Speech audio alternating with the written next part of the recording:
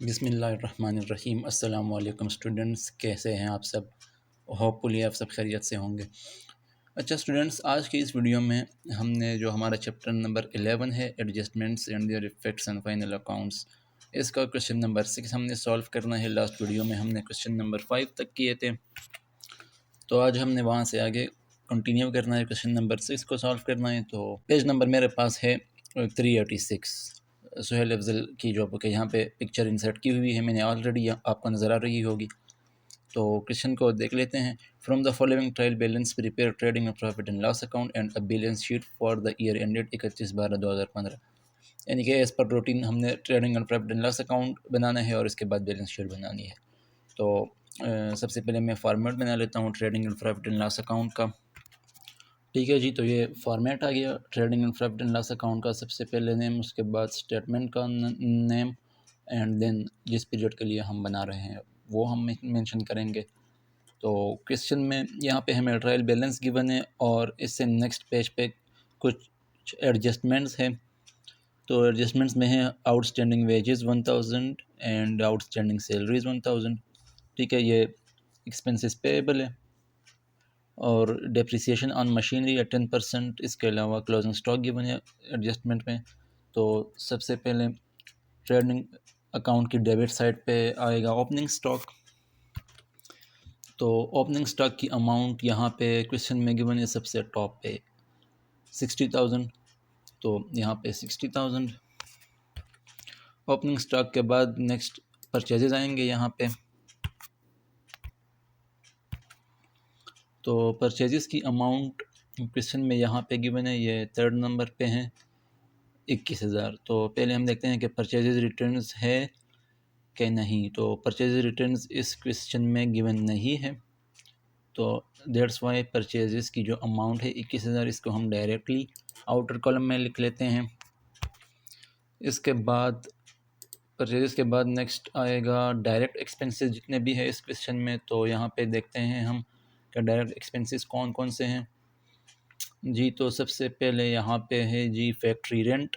Factory rent जो है ये एक डायरेक्ट एक्सपेंस है, तो इसको हम ट्रेडिंग अकाउंट की डेबिट साइड पे रिकॉर्ड करेंगे और अमाउंट इसकी है 1600, यहाँ पे 1600।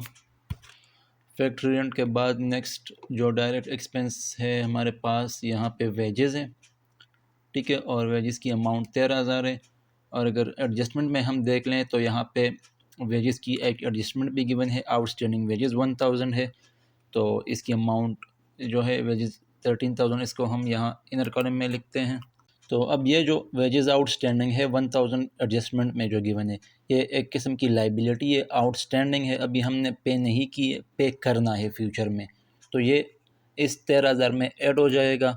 ठीक है, एक इफ़ेक्ट इसका ये आ जाएगा और दूसरा इफ़ेक्ट इसका बैलेंस शीट पे होगा। वहाँ पे जो करंट लाइबिलिटीज़ है ये हमारी करंट लाइबिलिटी बन जाएगी। ठीक है, तो यहाँ पे हम इसको ऐड कर लेते हैं। तो ये हमारे पास जो नेट वेजेस है वो हमारे पास आ जाएंगे 14,000। ठीक है, अब इसके अलावा और कोई डायरेक्ट एक्सपेंस गिवन नहीं है क्वेश्चन में। तो हम क्रेडिट साइड पे जाएंगे ट्रेडिंग अकाउंट की और सबसे पहले यहाँ पे सेल्स का रिकॉर्ड करेंगे। तो सेल्स की अमाउंट यहाँ पे गिवन है ट्रायल बैलेंस में 50,000। और हम देखते हैं कि क्वेश्चन में सेल्स रिटर्न्स गिवन है कि नहीं। तो इस क्वेश्चन में सेल्स रिटर्न्स गिवन नहीं है, तो दैट्स वाई सेल्स की अमाउंट जो 50,000 है उसको हम डायरेक्टली आउटर कॉलम में लिख लेंगे 50,000। ठीक है, इसके बाद नेक्स्ट आएगा यहाँ पे क्लोजिंग स्टॉक। तो क्लोजिंग स्टॉक यहाँ पे गिवन है एडजस्टमेंट में 7,000, यहाँ पे 7,000। ठीक है जी, तो यहाँ तक ट्रेडिंग अकाउंट के जो आइटम्स थे वो हमने रिकॉर्ड कर लिए हैं। तो ट्रेडिंग अकाउंट की दोनों साइड का टोटल करेंगे। तो यहाँ पे अगर हम देख लें तो डेबिट साइड बड़ी है, इसका मतलब है कि एक्सपेंसेस रेवेन्यू से ज़्यादा है। तो यहाँ पे हमारे पास ग्रॉस लॉस आ जाएगा डेबिट्स में से क्रेडिट साइड माइनस करके। ठीक है, तो ग्रॉस लॉस हमारे पास आ जाएगा 39,600। तो ग्रॉस लॉस को हम ट्रांसफ़र करेंगे, ब्रॉड डाउन करेंगे प्रॉफिट एंड लॉस अकाउंट में। और अब जितने भी इनडायरेक्ट एक्सपेंसेस है उसको हमने 1 बाय 1 यहाँ पे रिकॉर्ड करना है प्रॉफिट एंड लॉस अकाउंट की डेबिट साइड पे। तो अब हम देखते हैं ट्रायल बैलेंस में कि कौन कौन से इनडायरेक्ट एक्सपेंसेस है। तो सबसे पहले तो यहाँ पे है जी सैलरीज़। सैलरीज़ इनडायरेक्ट एक्सपेंस है तो यहाँ पे आ जाएगा सैलरीज़, और सैलरीज़ में यहाँ पे एडजस्टमेंट भी है, आउटस्टैंडिंग सैलरीज़ भी है 1000, तो ये इसमें ऐड हो जाएगा क्योंकि ये भी एक किस्म की हमारी लाइबिलिटी है। जो 1000 अभी हमने पे नहीं किया, फ्यूचर में हमने पे करना है। ठीक है, तो सैलरीज़ की अमाउंट यहाँ पे आ जाएगी 3600। तो ये जो आउटस्टैंडिंग सैलरीज़ है इसको अभी हमने पे नहीं किया, आउटस्टैंडिंग है, फ्यूचर में हमने पे करनी है, तो ये हमारे लिए एक लाइबिलिटी है और यहाँ पे हम इसको ऐड कर लेंगे सैलरीज़ में, और दूसरा इफेक्ट इसका बैलेंस शीट पे चला जाएगा, वहाँ पे ये करंट लाइबिलिटी बन जाएगी। तो जो नेट अमाउंट होगी सैलरी की वो हमारे पास आ जाएगी 4600। अच्छा, इसके बाद नेक्स्ट जो इनडायरेक्ट एक्सपेंस हमारे पास होगा वो है यहाँ पे डिस्काउंट। ठीक है, अब डिस्काउंट डेबिट साइड पे भी है और क्रेडिट साइड पे भी है। तो इसका मतलब ये है कि जो डेबिट साइड पे है ये एक्सपेंस है और क्रेडिट साइड पे जो है ये रेवेन्यू है। तो जो डेबिट साइड पे डिस्काउंट है यहाँ पे इसको हम प्रॉफिट एंड लॉस अकाउंट की डेबिट साइड पर शो करेंगे। ठीक हो गया। और जो डिस्काउंट की अमाउंट क्रेडिट साइड पे गिवन है तो इसका मतलब है कि ये हमारी रेवेन्यू है, तो इसको हमने प्रॉफिट एंड लॉस अकाउंट की क्रेडिट साइड पे शो करना है। तो जो डिस्काउंट हमें रिसीव हुआ है उसकी अमाउंट है 5000, तो यहाँ पे आ जाएगा 5000 प्रॉफिट एंड लॉस अकाउंट की क्रेडिट साइड पे। अच्छा जी, डिस्काउंट आ गया। इसके बाद हम देखते हैं तो एडजस्टमेंट में डेप्रिसिएशन है, डेप्रिसिएशन गिवन है, डेप्रिसिएशन ऑन मशीनरी एट 10%। तो जो मशीनरी की जो कॉस्ट है उसका हमने 10% का कैलकुलेट करके यहाँ पे डेप्रिसिएशन को एज एन एक्सपेंस शो करना है। तो डेप्रिसिएशन का हेडिंग बनाएंगे और यहाँ पे सिर्फ एक ही एसेट पे डेप्रिसिएशन गिवन है और वो है मशीनरी। मशीनरी की कॉस्ट जो है वो हमारे पास है यहाँ पे गिवन है 18000, तो 18000 का हमने 10% कैलकुलेट करना है। ठीक है जी, तो 18000 का 10% हमारे पास आ जाएगा 1800।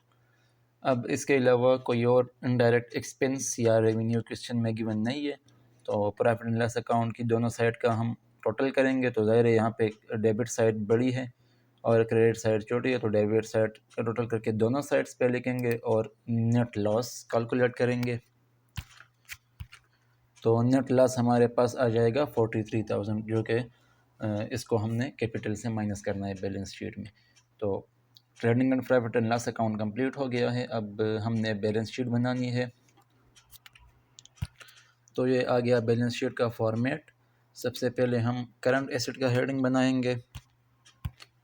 तो करंट एसेट्स में सबसे पहले कैश और डेटर्स अगर क्वेश्चन में है तो वो आएंगे। तो जी यहाँ पे कैश है, तो सबसे पहले कैश आएगा करंट एसेट्स में। कैश की अमाउंट यहाँ पे गिवन है 11000, तो यहाँ पे 11000। कैश के बाद डेटर्स यहाँ पे गिवन है 27000, तो यहाँ पे डेटर्स आ जाएगा 27000। इसके अलावा जो करंट एसेट हमारे पास है वो है जी क्लोजिंग स्टॉक, तो जिसकी अमाउंट है 7000, तो यहाँ पे आ जाएगा क्लोजिंग स्टॉक 7000। तो करंट एसेट्स यही तीन थे, इसके अलावा और कोई करंट एसेट गिवन नहीं है। तो इसके बाद हम फिक्स्ड एसेट्स या लॉन्ग टर्म एसेट्स का हेडिंग बनाएंगे। तो फिक्स्ड एसेट्स में इस क्वेश्चन में हमारे पास एक ही है जो कि मशीनरी है।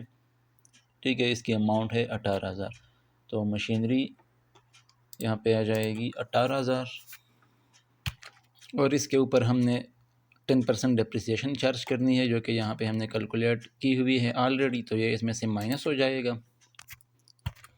तो मशीनरी की जो कैरिंग वैल्यू होगी वो हमारे पास आ जाएगी 16200 31 दिसंबर 2015 को। ठीक है, 18000 कॉस्ट आ गई, 18000 इसकी कॉस्ट आ गई, इसमें से 1800 डिप्रिसिएशन माइनस हो गई 10%। ठीक है, जो कि यहाँ पे हमने कैलकुलेट की है। नेट बुक वैल्यू एसेट की वो वैल्यू होती है जो साल के आखिर पे डिप्रिसिएशन माइनस करने के बाद आती है, तो ये हमारे पास आ जाएगी यहाँ पे 16200। अच्छा जी, अब एसेट्स इस क्वेश्चन में और नहीं है। फिक्स्ड एसेट्स और करंट एसेट्स दोनों रिकॉर्ड हो गए हैं। तो अब हम लाइबिलिटीज़ साइड पे जाएंगे। सबसे पहले करंट लाइबिलिटीज़ का हेडिंग बनाएंगे। तो करंट लाइबिलिटीज़ में सबसे पहले हमारे पास जो करंट लाइबिलिटी आएगी वो है क्रेडिटर्स यहाँ पे। ठीक है, और इसकी अमाउंट है 10000, तो क्रेडिटर्स 10000। अच्छा जी, अब ट्रायल बैलेंस में देखते हैं तो क्रेडिटर्स के अलावा कोई और करंट लाइबिलिटी नहीं है, लेकिन ये जो एडजस्टमेंट्स हैं इसमें हमारे पास एक तो आउटस्टैंडिंग वेजेस थे 1000 और एक आउटस्टैंडिंग सैलरी थी 1000, तो ये दोनों एक किस्म की करंट लाइबिलिटीज़ है। तो इन दोनों का एक इफ़ेक्ट तो ऊपर ट्रेडिंग और प्रॉफिट एंड लॉस अकाउंट में ये आया था कि इसको हमने यहाँ पे ऐड किया था आउटस्टैंडिंग वेजेस को भी और आउटस्टैंडिंग सैलरीज़ को भी, क्योंकि दोनों एक्सपेंसेस हैं। तो दूसरा इफ़ेक्ट इसका क्या आएगा कि ये हमने पे करनी है दोनों चीज़ें जो हैं, आउटस्टैंडिंग वेजेस भी और सैलरीज़ भी, फ्यूचर में हमने इसको पे करना है, तो ये करंट लाइबिलिटी है। तो दूसरा इफ़ेक्ट इसका बैलेंस शीट पे ये आ जाएगा कि ये जो लाइबिलिटी साइड है करंट लाइबिलिटीज़ की हेड में ये रिकॉर्ड हो जाएंगे दोनों।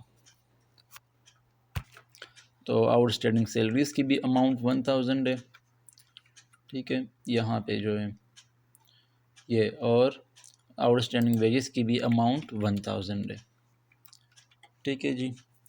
इसके बाद करंट लाइबिलिटीज़ और नहीं है तो लॉन्ग टर्म या फिक्स्ड लाइबिलिटीज़ का हेडिंग बनाएंगे। तो फिक्स्ड लाइबिलिटीज़ यहाँ पे हमारे पास एक ही है जो कि कैपिटल है, यहाँ पे गिवन है क्वेश्चन में ये, ठीक है, 1 लाख अमाउंट है, तो यहाँ पे आ जाएगा कैपिटल, इनर कॉलम में लिखेंगे क्योंकि इसमें एडजस्टमेंट है। अब क्वेश्चन में हमारे पास नेट लॉस हुआ था, तो जब लॉस हुआ था तो लॉस को हमने माइनस करना है, ज़ाहिर है। अगर प्रॉफिट होता तो प्रॉफिट को हम ऐड कर लेते। अब चूँकि लॉस है तो लॉस माइनस हो जाएगा 43,000, तो ये हमारे पास 57,000 आ जाएगा। अच्छा जी, अब इस क्वेश्चन में अगर हम देख ले तो यहाँ पे ड्राइंग्स भी गिवन है ये, ठीक है, ड्राइंग्स जो कि ओनर ने लिया होगा कैश या गुड्स बिजनेस से अपने पर्सनल यूज़ के लिए, ठीक है, जिसकी अमाउंट यहाँ पे है 7,800। तो यह ड्राइंग्स कैपिटल से माइनस होते हैं, ये आपको ऑलरेडी पता है। इसकी अमाउंट यहाँ पे है 7,800, तो ये माइनस हो जाएगा कैपिटल से, ठीक है जी। तो 57,000 में से 7,800 माइनस हो गया ड्राइंग्स की जो अमाउंट है, तो ये हमारे पास आ जाएगी नेट अमाउंट 49,200। अच्छा, यहाँ तक सारी चीज़ें हमने रिकॉर्ड कर ली हैं बैलेंस शीट में जो रिकॉर्ड होनी थी। तो अब हम बैलेंस शीट की दोनों साइड्स का टोटल करके देखते हैं कि ये आपस में मैच करती है दोनों साइड्स या नहीं। जी स्टूडेंट्स, तो ये आप देख सकते हैं कि बैलेंस शीट की दोनों साइड्स आपस में इक्वल है, 61,200 अमाउंट आ रही है दोनों साइड्स पे। तो इसके साथ ये क्वेश्चन हमारा कंप्लीट हो गया है। अगर आपको इस क्वेश्चन में कहीं पे भी कन्फ्यूजन है, किसी भी चीज़ की समझ ना आई हो आपको, तो आप कमेंट में पूछ सकते हैं। तो इंशाल्लाह नेक्स्ट वीडियो में हम जो नेक्स्ट क्वेश्चन है क्वेश्चन नंबर 7 उसको सॉल्व करेंगे। तो अगर आपको वीडियो अच्छी लगी हो तो वीडियो को लाइक करें और चैनल को भी सब्सक्राइब करें और साथ में बेल आइकन को भी प्रेस करें ताकि आने वाली हर नई वीडियो की अपडेट आपको मिल सके। ठीक है स्टूडेंट्स, तो मिलते हैं इंशाल्लाह फिर नेक्स्ट वीडियो में। अल्लाह हाफिज़।